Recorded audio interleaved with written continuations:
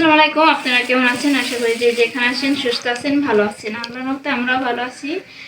আমি সকালবেলা কি বাজার করে নিয়ে আসলাম সেগুলো আপনাদের সাথে শেয়ার করব।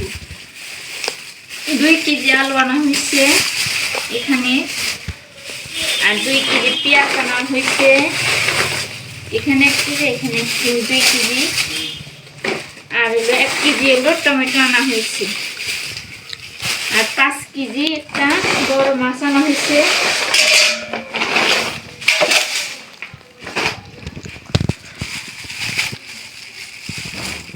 রুই মাছ আনা হয়েছে 5 কেজি।